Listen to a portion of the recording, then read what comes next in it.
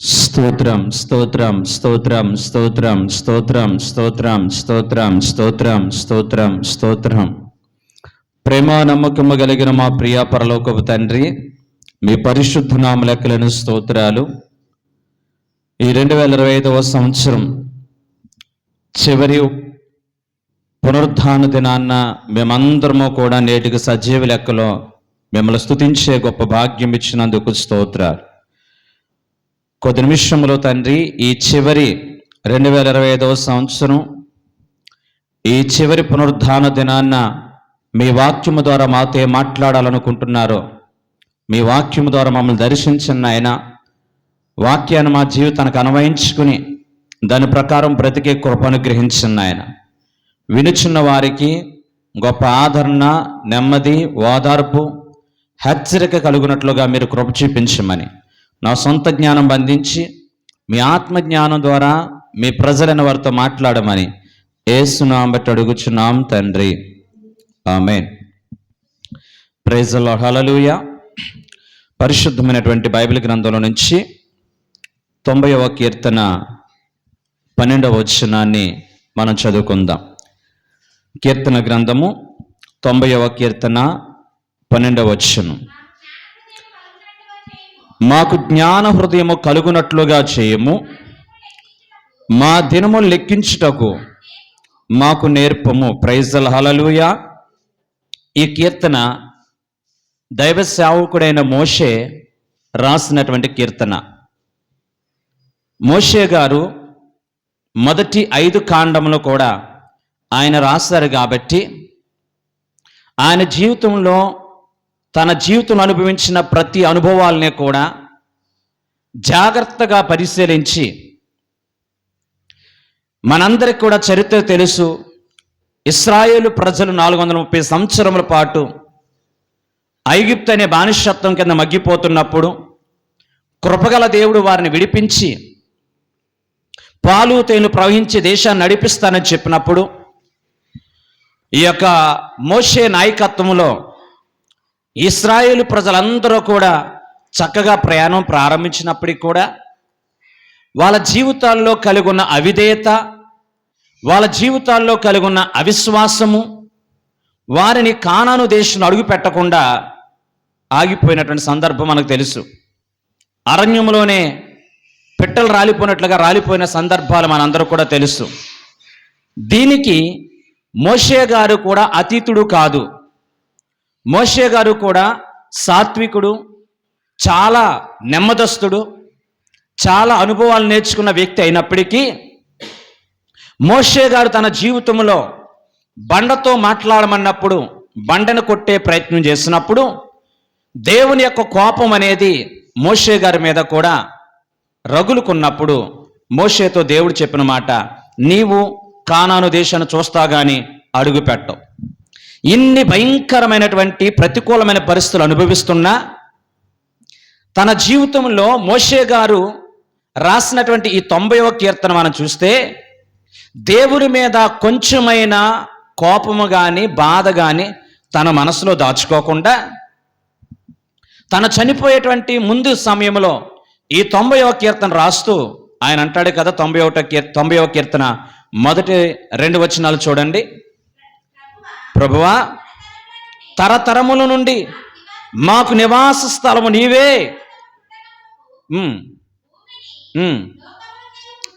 దేవునికి స్తోత్రం. ఇలాంటి విషయాలన్నీ కూడా మాకు నివాస స్థలము నీవే అని చెప్పి, నీ దృష్టికి 1000 సంవత్సరములు నిన్నటి వలె ఉన్నాయి, అవి ఒక జాము వలె ఉన్నాయి అని చెప్పి మోషే గారు మాట్లాడుతూ ఉంటారు. ఈ ఆది కాండము మోషే గారు రాశారు కాబట్టి 5వ అధ్యాయం 3-4 వచనాల్లో మనం చూస్తే, కొంతమంది పితరుల యొక్క జీవిత కాలం ఒక రాయబడి ఉంటుంది. కొంతమంది ఎన్ని వందల సంవత్సరాలు బ్రతికారు, వాళ్ళ జీవితాలు ఎన్ని సంవత్సరాలు వాళ్ళు బ్రతికారు, బ్రతికిన వాళ్ళ బ్రతుకంతా కూడా దేవుడు దృష్టిలో అవి ఎలా ఉన్నాయి, 1000 సంవత్సరాలు కూడా నిన్నటి వలె ఉన్నాయి. ఇలా అనేక విషయాలని మోషే గారు స్వయంగా ఆయన పరిశీలించి ఈ 90వ కీర్తన ఆయన రాస్తాడు కదా, దేవా మాకు జ్ఞాన హృదయము కలుగుచే, మా దినములు లెక్కించే జ్ఞానాన్ని మా కలుగు చేయి. మా జీవితంలో మేము దాటిపోయిన ప్రతి సంవత్సరం కావచ్చు, ప్రతి నెల కావచ్చు, ప్రతి వారము కావచ్చు, ప్రతి క్షణము కూడా మా జీవితాలలో దాన్ని లెక్కించే జ్ఞానం మాకు దయచే. ఎవరమైనా ఎప్పుడైనా కానీ నీకు సంవత్సరాలు ఎన్ని అంటే కానీ సంవత్సరాలు చెప్తాం, కానీ సంవత్సరాలతో పాటు దినాలు ఎవరైనా చెప్తామండి? ఇది చాలా అరుదు. కానీ మోషే గారు చెప్తున్న మాట, మనిషి యొక్క ఆయుష్కాలం 70 సంవత్సరాలు, మహా అయితే 80 సంవత్సరాలు. ఇలా చెప్పుకుంటూ పోతూ ఆయన అంటున్నాడు కదా, అయినను మా జీవితాలలో ఆ యొక్క సంవత్సరాలు కానీ ఆ దినములు కానీ లెక్కించే జ్ఞానం మాకు దయచే ప్రభువా. ఈ 2025 సంవత్సరంలో జనవరి నెల మొదలుకొని ఈ యొక్క డిసెంబర్ 28వ తారీఖు వరకు కూడా నీ జీవితంలో నువ్వు గడిపిన ప్రతి దినము కూడా ఒక ఆశీర్వాదమే, దేవుని యొక్క కృపే అన్నట్లుగా మనం అందరం కూడా భావించాలి. ఈ 2025 సంవత్సరంలో అడుగుపెట్టి ఎన్నో ఆలోచన కలిగిన వారు ఈ దినం ఎలాగుంటో చూడలేక కాలగర్భంలో కలిసిపోయినటువంటి గొప్పవారు ఎందరెందరో ఉన్నారు. కానీ ఎందుకో దేవుని కృప నీ ఎడల నా ఎడల కనుపరిచి మరొక నూతన సంవత్సరం అడుగుపెట్టే భాగ్యమును ప్రభు మనకి ఇవ్వబోతున్నాడు. నిజముగా మనమందరము కూడా దేవుని యొక్క కృపను పొందుకున్నామనే విషయాన్ని గమనించాలి. ఈ 2025 సంవత్సరం ప్రతి ఒక్కరి జీవితాలలో, ప్రతి ఒక్కరి బ్రతుకుల్లో 100% ఆశీర్వాదకరంగా ఉంది, లేదా 100% దుఃఖకరంగా ఉందని చెప్పడానికి వీల్లేదు. కానీ ఈ సంవత్సరం అంతా కూడా మన బ్రతుకుల్లో సుఖదుఖాలు కావచ్చు, వాటమిలు కావచ్చు, విజయాలు కావచ్చు, సాధించిన గొప్పవి కావచ్చు, లేదా సాధించలేకపోయినటువంటి వాటివి కావచ్చు, చేతులారా అవకాశాలు కోల్పోయినవి కావచ్చు, ఏదైనా కానీ ఉండవచ్చు. ఇక్కడ కూర్చున్న ప్రతి ఒక్కరి జీవితాల్లో కూడా 2025 సంవత్సరం కొంత తీపి, కొంత చేదు, కొంత సంతోషము, కొంత దుఃఖము, కొంత వెలుగు, కొంత చీకటి, ఈ అనుభవాల గుండా మనం దాటి ఉన్నాం. ఏదేమైనప్పటికీ కూడా ఈ 2025 సంవత్సరం అంతా మనం బ్రతకమంటే గనక మనం నేర్చుకోవలసిన 4 ప్రాముఖ్యమైన విషయాలని ఈ ఉదయకాల సమయంలో మీకు తెలియజేసి నేను ముందుకు వెళ్ళే ప్రయత్నం చేస్తాను.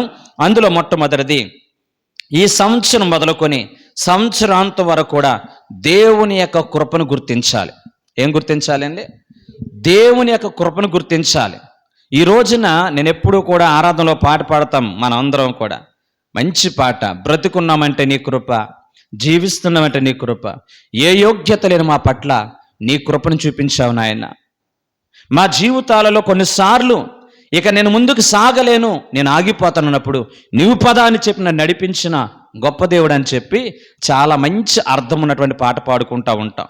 ఈ 2025 సంవత్సరం అంతా కూడా మనము ప్రతిరోజు కూడా దేవుని కృపతోనే అడుగులు వేసాం, దేవుని కృపతోనే మనం బ్రతికాం. నీ జ్ఞానం కాదు, నీ యొక్క జాగ్రత్తలు కాదు, నీ తెలివితేటలు కాదు, నువ్వు తీసుకున్నటువంటి మంచి ఫుడ్ కాదు. ఈ రోజున బ్రతికున్నామంటే దేవుని యొక్క కృప. దేవుని కృప మన ఏళ్ళ ఎంత అద్భుతంగా ఉందో కొన్ని విషయాలు నేను వాక్యంలో నుంచి చెప్తాను. విలాప వాక్యములు 3వ అధ్యాయము 22-23 వచనాలు. విలాప వాక్యములు 3వ అధ్యాయము 22-23 వచనాలు. త్వరగా విలాప వాక్యములు. యెహోవా కృపగలవాడు, ఆయన వాత్సల్యత ఎడతెగక నిలుచున్నది గనుక మనము నిర్మూలం కాకున్న వారము, అనుదినము నూతనముగా ఆయనకు వాత్సల్యత పుట్టుచున్నది. ప్రైజ్ ది హల్లెలూయా. ఈ రోజున మనం అందరము కూడా బ్రతికామంటే అక్కడ చెప్పబడుతున్నటువంటి మాట ఏంటో తెలుసండి? యెహోవా నువ్వు కృపగలవాడివి, ఆయన వాత్సల్యత ఎడతెగక మన మీద నిలిచి ఉన్నది గనుక మనం నిర్మూలం కాకుండా నేటికి సజీవులుగా ఉన్నాం. అనుదినము కూడా ఆయనకు వాత్సల్యత మన మీద నూతనంగా ప్రతి దినము పుట్టుచూ ఉన్నదంటే, ఈ రోజున పిల్లలు ఎంత అల్లరి చేసినా, పిల్లలు ఎంత విసిగించినా, వాళ్ళ మీద తల్లిదండ్రులకి ఏ విధంగా అనుదినము ప్రేమ పుట్టి ఎనలేని ప్రేమని పెంపొందింపజేసుకుంటారో, మనం ఆరాధిస్తున్న కృపగల దేవుడు కూడా అనుదినము కూడా ఆయన కృపను చూపిస్తూ, వాత్సల్యత చూపిస్తూ, మన ఎడల ఆయన చూపించిన అనురాగాన్ని బట్టి, ఆయన చూపించిన కృపను బట్టి నేడు మనమందరము కూడా సజీవులుగా ఉన్నాం. ఈ విషయాన్ని ఎవ్వరు కూడా మర్చిపోవద్దు. దేవుని కృపతోనే మనము 2025 సంవత్సరాన్ని దాటబోతున్నాం. రెండోదిగా మనం చూసినట్లయితే గనక యెషయా గ్రంథము 46వ అధ్యాయము 4వ వచనం, అనుదినము ఆయన మనకి బలమును అనుగ్రహించుచున్నాడు. ఏమన్నాడండి? ప్రతిదినము కూడా మన జీవితాలలో మీరు ఆలోచించుకొని ఇంటికి వెళ్ళిన తర్వాత జనవరి నెల 1వ తారీఖు నుంచి ఈ రోజు వరకు కూడా ఎన్ని దినాలు, ఎన్ని సందర్భాలలో అమ్మో నేను ఉదయం లెగుస్తానా లేగినా, నేను రేపు చూడగలుగుతానా లేదా అని చెప్పి రాత్రి నీకు వచ్చిన కష్టం బట్టి, రాత్రి నీకు వచ్చిన బాధను బట్టి కొన్నిసార్లు ఉదయం చూడలేకుండా నేను ఏమైపోతాననే భయము మన జీవితాల్లో వెంటాడిన సందర్భాలు ఎన్నెన్నో ఉన్నాయి. రైట్. అందుకనే అక్కడ వాక్యం చెప్తుంది, అనుదినము ఆయన మనకి బలమును అనుగ్రహించుచున్నాడు. అందుకని ఈ మాట ఏమంటాడంటే యెషయా గ్రంథకర్త, ముదిమి వచ్చే వరకు నిన్నెత్తుకుని వాణ్ణి నేనే, నా చంకను ఎత్తు పట్టుకుని నిన్ను. దేవునికి స్తోత్ర, హల్లెలూయా. ఎంత అద్భుతమైన వాగ్దానం చేశాడండి. ముదిమి వచ్చే వరకు కూడా నేను ఎత్తుకుని వాణ్ణి నేనే.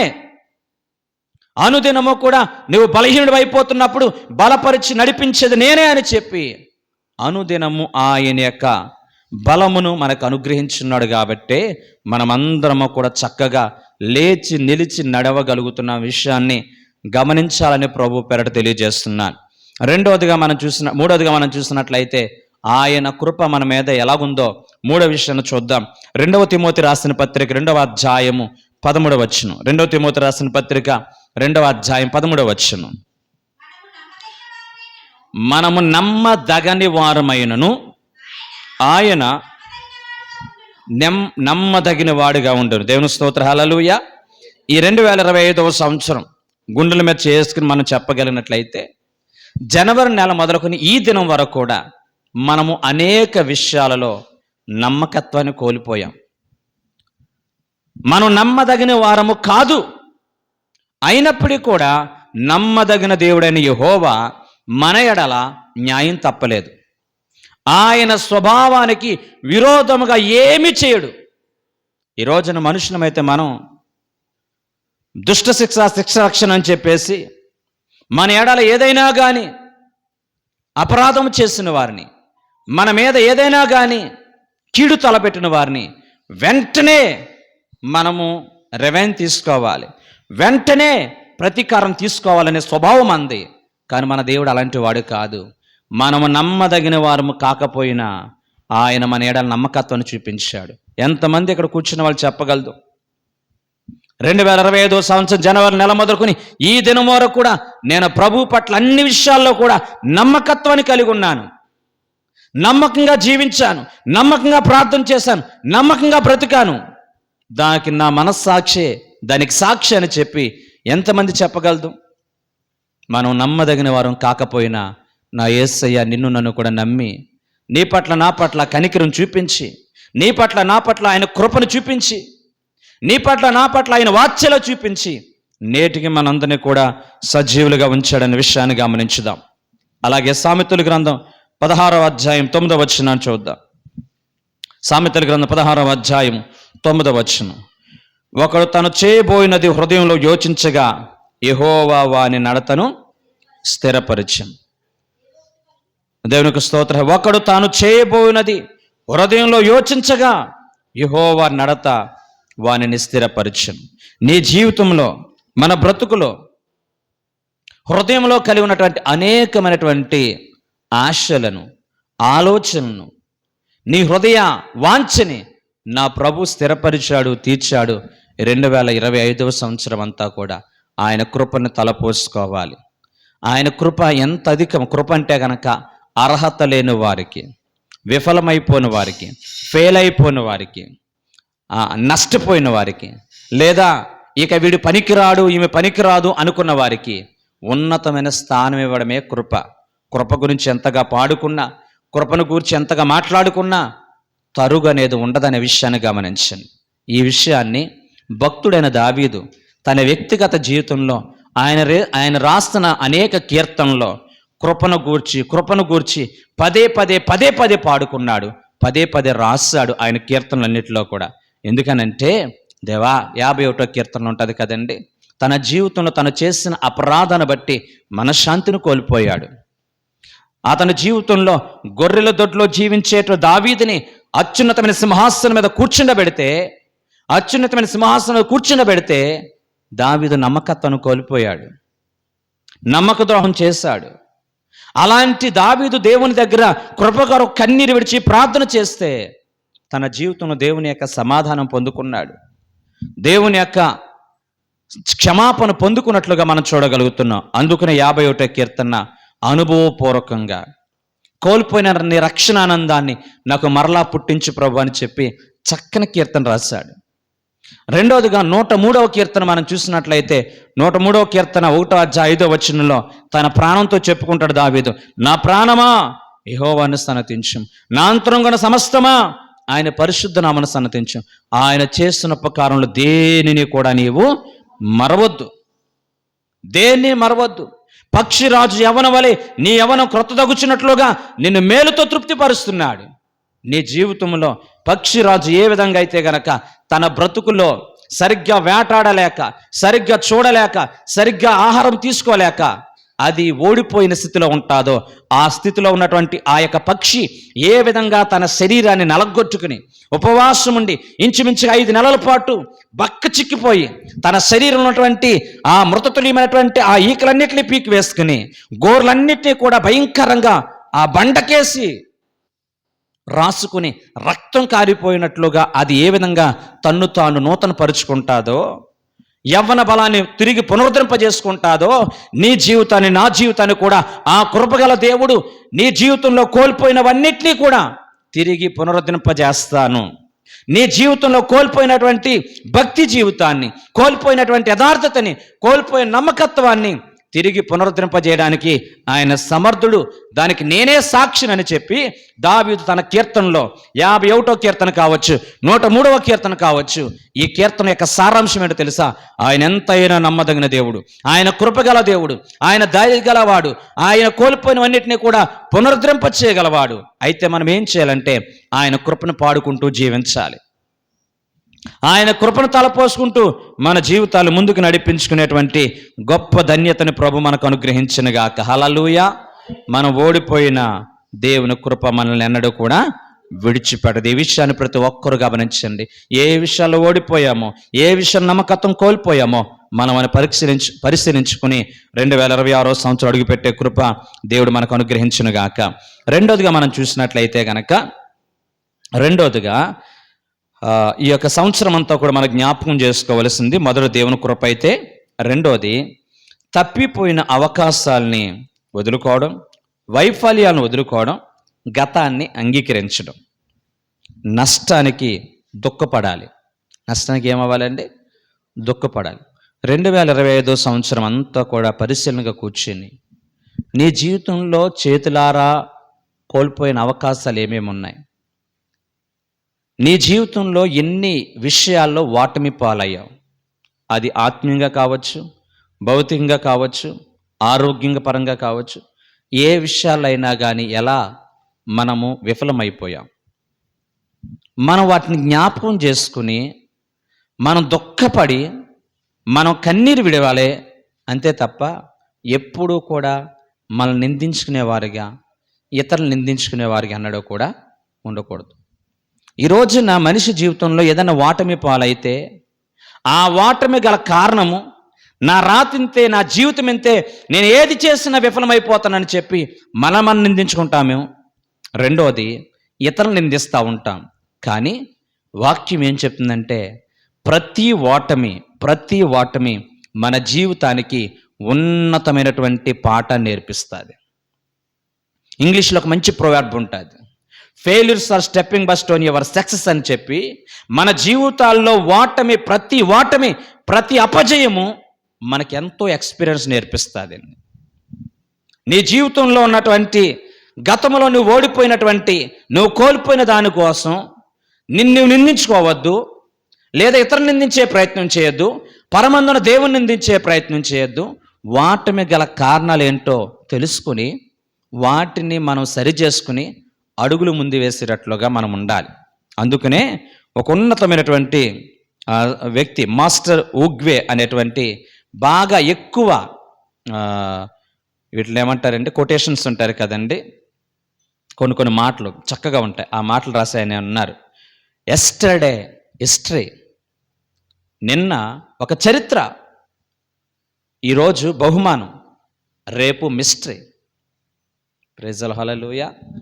ఎస్టర్డే ఒక హిస్టరీ, నీ జీవితంలో ఏం జరిగిందో నేర్చుకోవడానికి ఒక హిస్టరీగా ఉంటుంది. రాబోయేది నీకేమవుతుందో తెలియదు, అదేంటో ఒక మిస్టరీ. ఏం జరుగుతుందో తెలియదు. 2026 సంవత్సరం కూర్చున్న మన జీవితాల్లో ఏమవుతుందో మనకు తెలియదు, ఒక మిస్టరీ. అదొక రహస్యం, అది అంతు పట్టినటువంటి రహస్యం. నేడు బహుమానం. ఈరోజు నీకేంటండి బహుమానం. అయిపోయిన దాని చరిత్ర నుంచి నువ్వు నేర్చుకోకపోతే నువ్వు అజ్ఞానివి. మిస్టరీ గురించి ఆలోచించి ఏమవుతుందని భయపడడం అనేది అజ్ఞానం. ఇప్పుడున్నటువంటి బహుమానాన్ని పొందుకొని చక్కగా నడవడం అనేదే క్రైస్తవ లక్షణం. ఈ రోజున ప్రతి మనిషి కూడా అయిపోయిన నష్టాన్ని, కోల్పోయినటువంటి నష్టాన్ని తిరిగి తీసుకురాలేం. అయినప్పటికీ దానికోసం కూర్చుని ఏడుస్తూ ఉంటాం. భవిష్యత్తు ఏమవుతుంది నీ చేతిలో లేదు, అది దేవుని చేతిలో ఉంది. కానీ భవిష్యత్తు అంతా నీ చేతిలో రావాలని భవిష్యత్తు కోసం ఇప్పటి నుంచి ఆలోచించి ఏడుస్తాం. ఈ రెండింటిని కూడా బ్యాలెన్స్ చేసుకోలేక మనం ప్రజెంట్ ఇప్పుడున్నటువంటి వర్తమానాన్ని మనం సంతోషంగా బహుమానంగా భావించలేకపోతున్నాం. ఈ లోకం మన టైం అయిపోతుంది, ఈ లోకాన్ని విడిచిపెట్టి వెళ్ళిపోతున్నాం. నీ జీవితంలో సాధించింది ఏదైనా ఉన్నదంటే కనుక జీరో. దయచేసి అందుకనే గతమంతా కూడా ఒక హిస్టరీ నేర్చుకుందాం. మనం కోల్పోయినటువంటి ప్రతి నష్టం దగ్గర నుంచి మన జ్ఞానం నేర్చుకుందాం. భవిష్యత్తు నీ చేతులు లేదనే విషయాన్ని గుర్తుపెట్టుకుందాం. ఇప్పుడు ప్రజెంట్ నీ చేతులు దేవుడిచ్చాడు, దీంట్లో ఆనందంగా బ్రతుకుదాం, బహుమానంగా బ్రతుకుదాం. ఆనందంగా బ్రతికేటువంటి కృప దేవుడు మనందరికీ ఇవ్వాలని ప్రభుపేట తెలియజేస్తున్నాను. అందుకనే అపోస్తలుడైన పౌలు గారు ఈ మాటను గూర్చి ఏమన్నాడు చూడండి.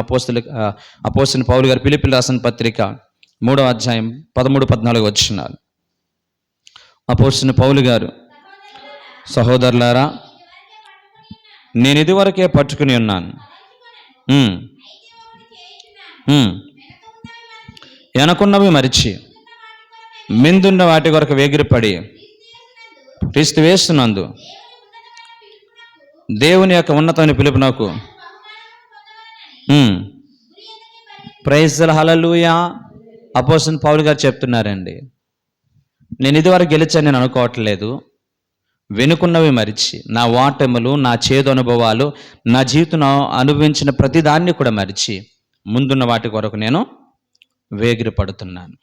కాబట్టి మనమందరము కూడా ముందున్న వాటి కొరకు వేగిరి పడేవారుగా ఉండాలి. యోవేలు గ్రంథము 2వ అధ్యాయం 25వ వచనం కూడా చదువుకుందాం. యోవేలు గ్రంథము 2వ అధ్యాయము 25వ వచనం. యోవేలు గ్రంథము 2వ అధ్యాయము 25వ వచనం. త్వరగా కడిపారా తిని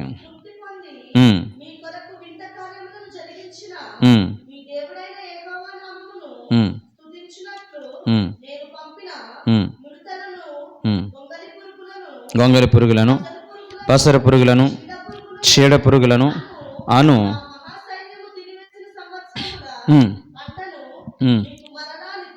నా జనులు ఎన్నటికీ సిగ్గునందరు. దేవునికి స్తోత్రం. హల్లెలూయా, హల్లెలూయా. అప్పుడు ఇశ్రాయేలు మధ్య నేనున్నవాడును నేనే మీ దేవుడని యెహోవాననియు నేను తప్ప వేరొక దేవుడు లేడని మీరు తెలుసుకుందురు. ఇక్కడ అంటున్నాడు, కోల్పోనివన్నిటినీ కూడా పునరుద్ధరింప చేయగలవాడు ఆయన. నీ జీవితంలో మిడతలు తినేసిన దాన్ని, గొంగల పురుగు తినివేసిన దాన్ని, గొంగల పురుగు తినగా మిగిలిస్తున్న దానిని పసర పురుగు తినేసింది, పసర పురుగు తినగా మిగిలిన దాన్ని చీడ పురుగు తినేసింది.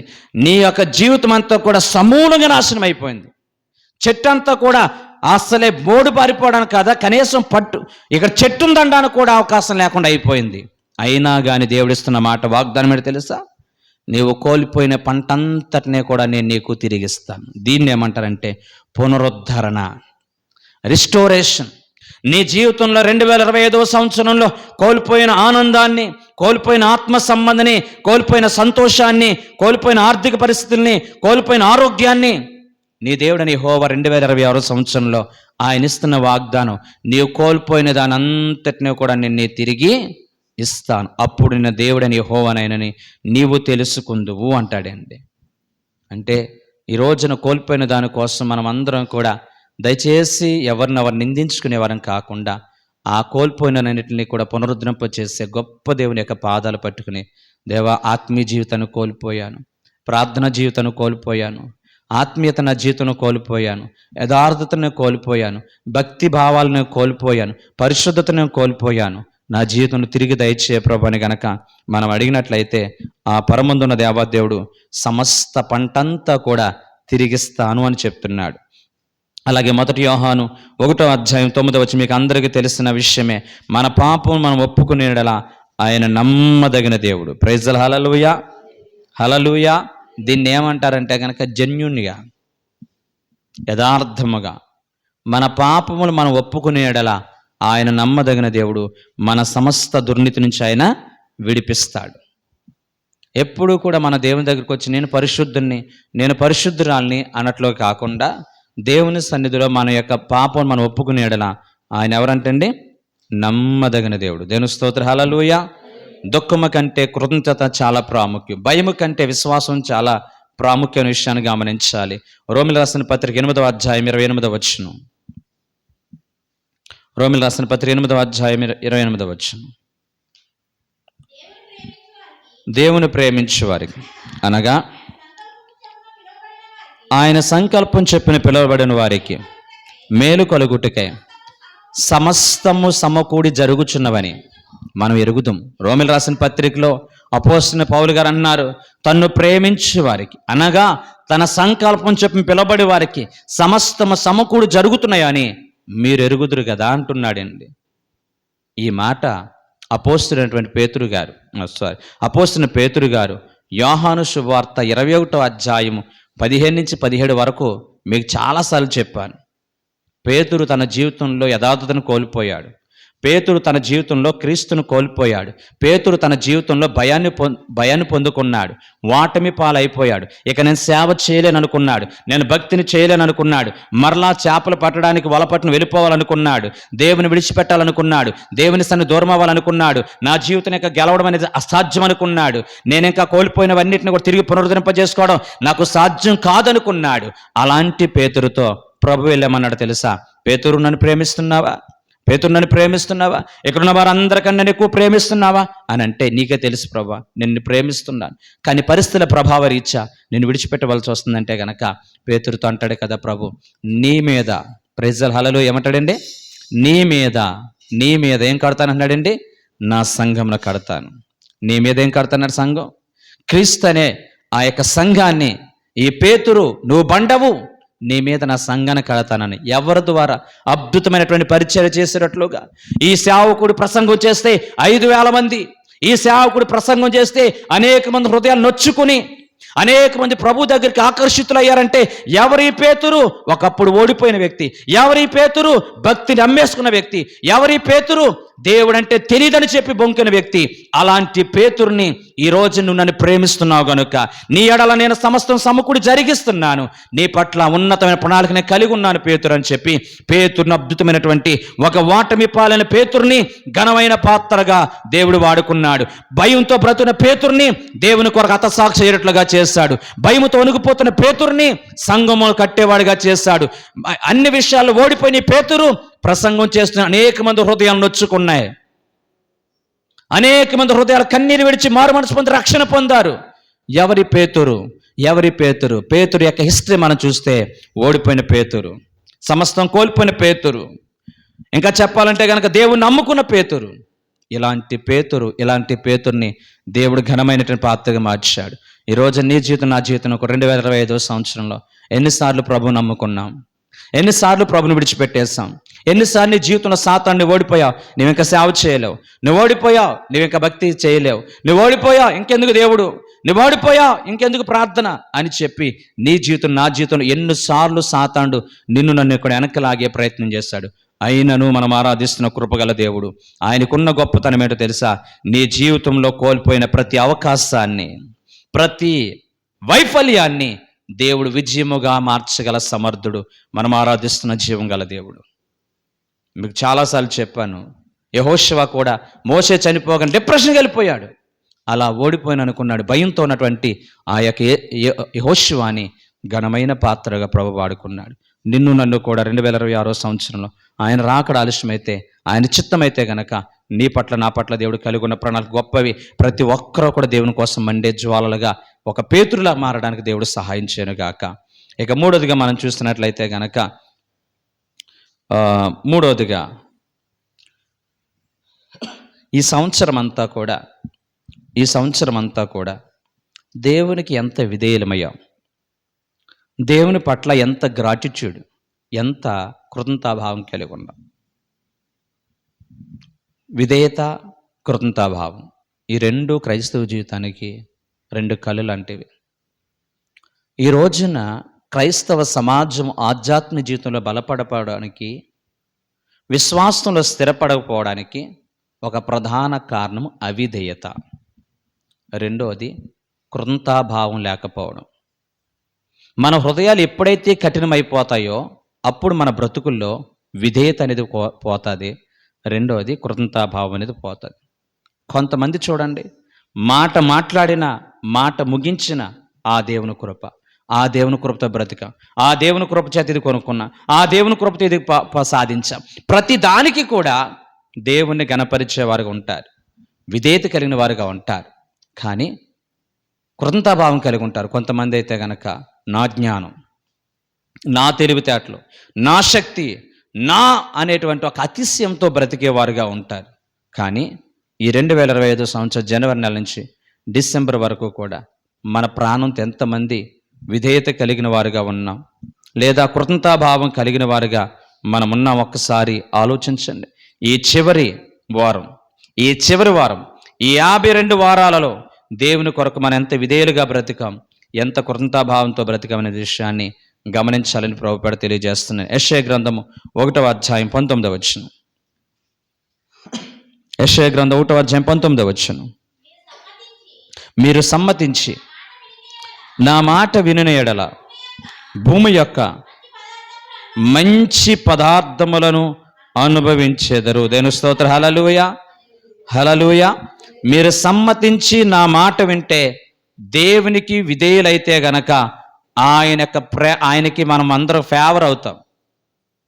ఆయనకి ఏమవుతామండి? ఆయన కోరుకున్న బిడ్డలం అవుతాం. ఆయన మాట ఒక మాట ఉంటుందండి, అహంకారులు ఎదిరించి దీనులకు ఆయన కృప చూపిస్తాడు. దీను ఎడల ఆయన కృప చూపించేవాడు. మహాగణుడు, మహోన్నతుడైన దేవాతి దేవుడు వినయము గల వారి యొద్ద, దీన మనస్సు గల వారి యొద్ద ఆయన నివసించడానికి ఇష్టపడతాడని వాక్యం చెప్తుంది. ఈ రోజున క్రైస్తవ జీవితానికి సేవకుడైనా, విశ్వాస అయినా విధేయత అనేది చాలా ప్రాముఖ్యమండి. బలులు అర్పించుట కంటే మాట వినుట శ్రేష్టం. సౌలు అవిధేయతను బట్టే పతనమైపోయాడు. దేవుని యొక్క ఉన్నత ప్రణాళికలన్నీ కూడా నిర్వీమైపోవడానికి సౌలు జీవితంలో ప్రధాన కారణం అవిధేయత, కృతజ్ఞతాభావం లేకపోవడం. అరే, గాడిదలు మేపుకుని నన్ను దేవాతేడి సింహాసనం కూర్చుని పెట్టాడు అనేటువంటి ఆ కృతజ్ఞతాభావం అనేది సౌలు జీవితంలో లేదు. ఈ రోజున 2025 సంవత్సరంలో దేవుని కృప నీ జీవితంలో ఎన్నో ఉన్నతమైన కార్యాలు చేస్తాడు. దేవుని మహాదయ వలన నీ యొక్క స్థితిని ఒక స్థాయిలో పెట్టాడు. అలాంటి గొప్ప దేవుని పట్ల నువ్వు ఎలాంటి కృతజ్ఞతాభావం కలిగి ఉంటున్నావు? నీవు విధేయత కలిగి ఆయన మాట వినట్లయితే భూమి యొక్క మంచి పదార్థములను నువ్వు అనుభవించేటట్లుగా చేస్తానంటున్నాడు. మంచి పదార్థాలంటే భౌతిక సంబంధమైనటువంటి వాటివే కాదు, దేవుని నుంచి వచ్చే శాంతి, ఆశీర్వాదం, సమృద్ధి, సమాధానం, ఇవన్నీ కూడా మనకు దేవుడు అనుగ్రహిస్తాడు. ఎప్పుడో తెలుసా? విధేయత. అవునా కాదండి? ఎప్పుడు మనం మనశ్శాంతి కోల్పోతాం చెప్పండి? ఎప్పుడు మనం మనశ్శాంతి కోల్పోతాం చెప్పండి? త్వరగా, టైం అవుతుంది, ఇంకా 2 మాటలు ఉన్నాయి. మనశ్శాంతి ఎప్పుడు కోల్పోతాం చెప్పండి అమ్మా? ఇప్పుడు ప్రతి మాటకి లోబడ్డామనుకోండి, మనశ్శాంతి అని కోల్పోతామా? కోల్పోం. ఎప్పుడైతే నా హృదయంలో అవిధేయత ఉందనుకోండి, అవిధేయత ఉంది, అందరూ నా మాట వినాలి, అందరూ నాకు లోబడాలి అన్నటువంటి భావన ఉందనుకోండి, అప్పుడు మనకేమొచ్చేది? అసమాధానం వచ్చేది. అదిగో ఆమానాలు అంటాడే కదండి, ఆమానికి అందరూ నమస్కారం పెడుతున్నాడు, మొర్దుకైన వారు నమస్కారం పెట్టలేదని ఆడికి వచ్చిన బాధ. ఏమయ్యాడు? చచ్చాడు. సో అందు కాబట్టి ఎప్పుడూ కూడా మన జీవితాల్లో విధేయత అనేది చాలా ప్రాముఖ్యం. విధేయత కలిగి ఉంటే గనక మనము సమాధానంగా ఉంటాం. రెండోది, క్రైస్తవ జీవితానికి మొదటి తెస్సలోనికి రాసిన 5వ అధ్యాయం 18వ వచనం, ప్రతి విషయంలో కూడా కృతజ్ఞతాస్తుతులు చెల్లించండి. హల్లెలూయా. ప్రతి విషయంలో కూడా ఏం చేయాలంటండి? యేసు ప్రభువు ఏ ఉన్నతమైన కార్యం చేసినా కానీ దేవుని కృతజ్ఞతాస్తుతులు చెల్లించడం. అవునా కాదండి? 5 రొట్టెలు 2 చేపలు చేతిలో పట్టుని ఏమన్నాడు దేవుడు? నేను ప్రార్థన చేస్తాను, ఇప్పుడు 5 రొట్టెలు 2 చేపలు అయిపోతాయి అన్నాడా? చేతులు ఎత్తి దేవుని కృతజ్ఞతాస్తుతులు చెల్లించాలి. బల్లారాధన ఇచ్చినప్పుడు దేవుని కృతజ్ఞతాస్తుతులు చెల్లించాడు. దేవుని యేసు ప్రభువు ఈ లోకంలో సస్యరుగున్న దినాలలో ఆయన ఏం చేసినా కానీ దేవునికి ఏం చేశాడండి? కృతజ్ఞతాస్తుతులు చెల్లించాడు. దేవునికి స్తోత్రం. హల్లెలూయా, హల్లెలూయా. రైట్. 92వ కీర్తన 1-2 వచనాలు చూసినట్లయితే గనక, యెహోవాను స్తుతించుట మంచిది అంటాడండి కీర్తనకారుడు. ఏమంటాడండి? యెహోవాను స్తుతించుట మంచిది, యెహోవాను స్తుతించుట మంచిది. మన జీవితాల్లో దేవుని స్తుతించేవారుగా ఉండాలి. ప్రతి విషయంలో కూడా దేవుని స్తుతించేవారుగా ఉండాలి. 2025వ సంవత్సరంలో సరిగ్గిన స్తుతి మన జీవితంలో లేదు. పొందుకున్నావు కానీ దేవుని మర్చిపోతున్నావు కానీ మనం ఎవరం కూడా కృతజ్ఞతాభావం లేని వారికి ఉన్నట్లయితే ఈ ఉదయకాల సమయంలో నీతో నాతో ప్రభు మాట్లాడుతున్నాడు. పొందుకున్న ప్రతి దాన్ని బట్టి యెహోవాను స్తుతించుట మంచిది. యేసు ప్రభు వారి లోకం ఉన్నప్పుడు యోహాను శుభవార్త 6వ అధ్యాయం 11వ వచనంలో ఆయన చేసినటువంటి ప్రతి ఆశ్చర్య కార్యాల్లో దేవుణ్ణి కృతజ్ఞతాస్తుతులు చెల్లించాడు. దేవునికి ఏం చేస్తాడండి? కృతజ్ఞతాస్తుతులు చెల్లి. ఇక చివరి మాటను చెప్పి నేను ముగిస్తాను. చివరి మాట. ఓకే, ఇంతవరకు 2025వ సంవత్సరం జరిగినటువంటి వాటికి దేవుని కృపతో బ్రతికామని గమనించాలి. మన జీవితాల్లో ఫెయిల్ అయిపోయిన వాటి నుంచి మనం నేర్చుకుని మళ్ళాంటి తప్పుదాలు చేయకుండా జ్ఞానంగా ఉండాలి. మూడవదిగా దేవునికి విధేయులమై ఉందాం, కృతజ్ఞతాభావం కలిగి ఉందాం. ఇక చివరి మాట ఏముందంటే, వచ్చే సంవత్సరం కోసం జ్ఞానము కొరకు, జ్ఞానంగా బ్రతకడానికి మనం ప్రార్థన చేసుకోవాలి. మనుషులందరూ ఎందుకు చెడిపోతారు చెప్పండి? నా ప్రజలు జ్ఞానం లేక చెడిపోతున్నారు అంటాడు దేవుడు. జ్ఞానం అనేది చాలా ప్రాముఖ్యం. దీని గురించినటువంటి రెఫరెన్స్లు సామెతల గ్రంథము 4వ అధ్యాయం 7వ వచనం. జ్ఞానం సంపాదించటే జ్ఞానుల యొక్క ముఖ్య అంశం అంటాడు. చూడండి.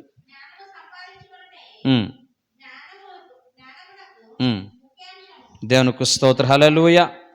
హబక్కూకు రాసిన గ్రంథము 2వ అధ్యాయం 2వ వచనం కూడా చూడండి.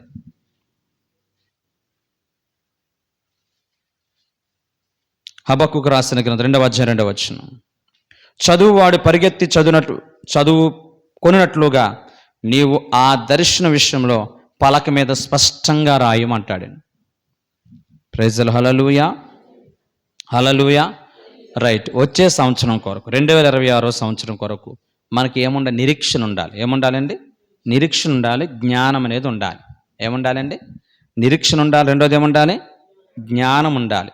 మన ప్రభువుని అడిగేటప్పుడు నాకు ఇల్లు ఇవ్వి, నాకు కారు ఇవ్వి, నాకు బైక్ ఇవ్వి, నాకు ఉద్యోగం ఇవ్వి, అది అడగడం కంటే దేవునికి ఏది ఇచ్చినా దాన్ని వినియోగించుకునే జ్ఞానం కావాలి మనకి. జ్ఞానం లేక 2025వ సంవత్సరంలో చాలా విషయాల్లో ఫెయిల్ అయిపోయాం.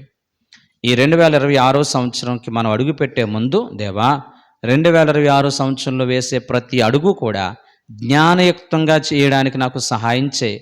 నీవు నా పట్ల కలిగిన దర్శనం పొందుకున్నట్లుగా జ్ఞానం దయచేయి అని చెప్పి ప్రార్థన చేయాలి. ఎక్కువ ప్రార్థన. అందుకనే రేపు ఎల్లుండ మన 3 చర్చిల్లో కూడా శుద్ధీకరణ కూటాలు, అనగా మనమందరము కూడా 2026 సంవత్సరం కొరకు ప్రిపరేషన్ డేస్ సిద్ధపడేటప్పుడు మనం ప్రభుని ఏమడగాలంటే, జ్ఞానం లేక చాలా నష్టాలు పాలయ్యాను, 2020 జ్ఞానం దయచేయి. ఎందుకంటే ఒక్క మాట చెప్తున్నాను. ఆదికాండము 41వ అధ్యాయము 33 నుంచి 36 వచనాలు యోసేపు యొక్క చరిత్ర. ఆదికాండము. కాబట్టి ఫరో వివేక జ్ఞానము గల ఒక మనిషిని చూచుకొని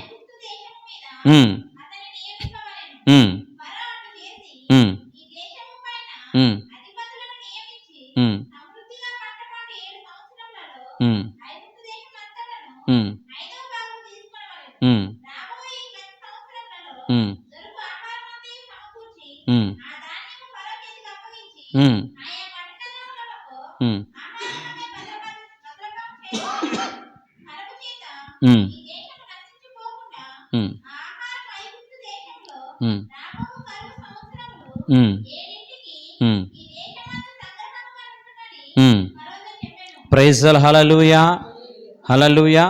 అద్భుతమైనటువంటి చరిత్రకు రాయబడి ఉందండి. వాక్యం ఉన్న ప్రేమ బిడ్డలారా, దేవుడు 2025 సంవత్సరం దేవుని మహాకృప అందరినీ కూడా సమృద్ధిగా ఆశీర్వదించాడు. నీవు ఊహించలేనంత లాభసాటి సేవలో కావచ్చు, నువ్వు ఊహించలేనంత కుటుంబంలో కావచ్చు, వ్యక్తిగత జీవితంలో కావచ్చు, చాలా సమృద్ధిని అనుభవించాం. ఈ సమృద్ధిని అనుభవించినప్పుడు జ్ఞానం గలవారిని, వివేచన జ్ఞానం గలవారిని కొంతమందిని సిద్ధపరిచి యోసేపు ఫరోకు చెప్పినట్లుగానే 7 సంవత్సరముల సమృద్ధి, రాబోయే 7 సంవత్సరాల భయంకర కరువు గనుక మన దేశంలో పండిన పంటంతా కూడా అలా విడిచిపెట్టేస్తే సమృద్ధి అయితే గనక అందరూ కూడా తక్కువని తిరుగుతారు. కాబట్టి వాళ్ళ దగ్గర నుంచి 5వ భాగాన్ని మనం జాగ్రత్త పరిచి వాటన్నిటిని కొట్లలో దాచి ఉంచి కరువు కాలమందు ఈ ఆహారం అంతా కూడా వాళ్ళకి మనం ఇద్దాం. అప్పుడు కరువు చేత మన దేశమే కాదు చుట్టుపక్కల దేశాలన్నీ కూడా నశించిపోకున్నట్లుగా దీన్ని చేద్దాం అని చెప్పి యోసేపు ఫరోకి ఒక సలహా చెప్తే, జ్ఞానము కలిగినటువంటి ఈ యోసేపు చెప్పిన మాటని, ఈ పనివాడు చెప్పిన మాటని, ఒక బానిస చెప్పిన మాటని ఫరో గమనించి ఆ విధముగానే ఫరో యోసేపు చెప్పినట్లుగా 5వ వంతు భాగమంతా కూడా తీసి చక్క కోట్లలో దాచిపెడితే 7 సంవత్సరాల తర్వాత భయంకర కరువు వచ్చింది. 7 సంవత్సరాలు కూడా దేశాలన్నీ కూడా సుభిక్షంగా ఉన్నాయంటే ఒక్కడి జ్ఞానం, ఒక్కడి దర్శనం, ఒక్కడ దేవుని యొక్క పిలుపు, ఒక్కడ దేవుని పట్ల కలిగి ఉన్నటువంటి ఆసక్తి. ఈ రోజున వాక్యాన్ని ప్రేమ బిడ్డలారా, నిన్ను నన్ను కూడా దేవుడు చీమల యొద్దకు వెళ్ళి నేర్చుకోండి అంటున్నాడు. ఎందుకు ఆ వేసవకాలంలో కూర్చుకుంటాయి, వర్షాకాలం వచ్చినప్పుడు బయటకు వెళ్ళలేవు.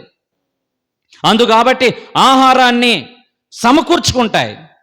ఈ రోజున దేవుడిని, క్రైస్తవ సమాజం ముఖ్యంగా దేవునికి ఇస్తున్న సమృద్ధిని, ఈ రోజున దేవుడిస్తున్న ఆశీర్వాదాన్ని, భవిష్యత్తు కూర్చుని ఒక ప్రణాళిక లేకుండా, పిల్లలు కూర్చి ఒక దర్శనం లేకుండా, భక్తిని కూర్చి ఒక దర్శనం లేకుండా ఈ రోజున ఇష్టానుసారంగా మనం వ్యవహరిస్తే కరువు కాలంలో మనం ఎంతో బాధపడవలసి వస్తుంది. వివేచన జ్ఞానం చాలా ప్రాముఖ్యం. రాబోయే సంవత్సరాల భక్తి జీవితాలు ఎలా ఉంటాయో తెలియదు. రాబోయే దినాల్లో నీ ఆర్థిక పరిస్థితులు ఎలా ఉంటాయో తెలియదు. రాబోయే దినాలలో నీ సమృద్ధి ఉంటుందో కరువు ఉంటుందో ఎవరికి తెలియదు.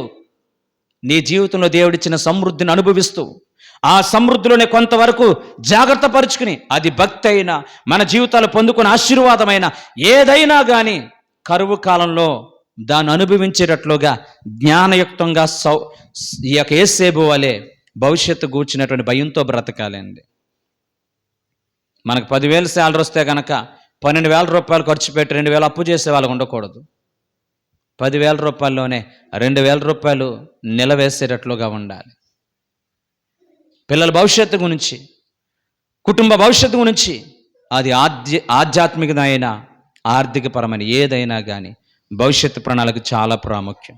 దాని కొరకు ప్రార్థించాను. దేవా, 2025 సంవత్సరంలో జ్ఞానం లేక నా జీవితంలో ఎంతో డబ్బులు వ్యర్థం చేసుకున్నాను. జ్ఞానం లేక ఎన్నో కష్టాలు పాలై ఇప్పుడు ఇబ్బందులు పడుతున్నాను. నాకు 2026 సంవత్సరంలో నా జ్ఞానం దయచే ప్రభా, వివేచన దయచే ప్రభా, ప్రతి దానిలో నీ చిత్తాన్ని గ్రహించే జ్ఞానం దయచేయను ప్రభా, నిరీక్షణ దయచే ప్రభా. నా జీవితంలో నేను బ్రతికినటువంటి భయంకర పరిస్థితిని బట్టి జీవితంలో ఎన్నో కష్టాలు పాలే చివరికి నీ దూరం అయిపోయా ఆ దేవుని కూడా నా మీద జాలి లేదనేటట్లుగా మాట్లాడుతున్నాను. నీవిచ్చిన జ్ఞానాన్ని వినియోగించుకోకుండా దైవిక జ్ఞానాన్ని పొందుకోవాలంటే ఖచ్చితంగా ఒక మాట ఉంటుందండి అక్కడ, ప్రార్థన. దేనికోసం ప్రార్థన చేయాలండి? ఇల్లు కోసం కాదు. దేనికోసం ప్రార్థన చేయాలి? జ్ఞానం. నీకు జ్ఞానం, నీ సంపాదన అంతా ఇచ్చి జ్ఞానం సంపాదించు. ఎందుకు అన్నాడు ఆ మాట? జ్ఞానం ఉంటే ఇల్లు చక్కగా ఉంటాయి. మీరు చూడండి చాలా కుటుంబ వ్యవస్థలు 10,000 శాలరీ సంపాదించేవాడు జ్ఞానంగా బ్రతికి ఎంత ఆనందంగా బ్రతుకుతున్నాడు. 1,00,000 రూపాయలు సంపాదించేవాడు జ్ఞానం లేక ఎన్ని అప్పుల్లో ఉంటున్నాడు. ఇదంతటి కారణము జ్ఞానం. జ్ఞానం చాలా ప్రాముఖ్యం. జ్ఞానం కోసం ప్రార్థన చేసుకోండి. 2026 సంవత్సరం ఆశీర్వాద సంవత్సరంగా నీ జీవితంలో మారాలి. అటువంటి కృప పరిశుద్ధాత్మని మనందరిలో దయచేయనుగాక. ఆమేన్. మోకరించిన అందరూ కూడా ప్రార్థన చేసుకుందాం. మహాపరిశుద్ధుడా, ప్రేమగల మా తండ్రి, ఈ మధ్యాహ్న కాల సమయంలో ప్రభు అనేక విషయాలు మాకు తెలియజేశారు. విన్న వాక్యాన్ని మా జీవితంలో భద్రపరుచుకుని వాక్యానుసారంగా జీవించే కృప ఉన్నాయన. 2025 సంవత్సరంలో మా జీవితాలని కృపను గూర్చి మాట్లాడుకోలేదు.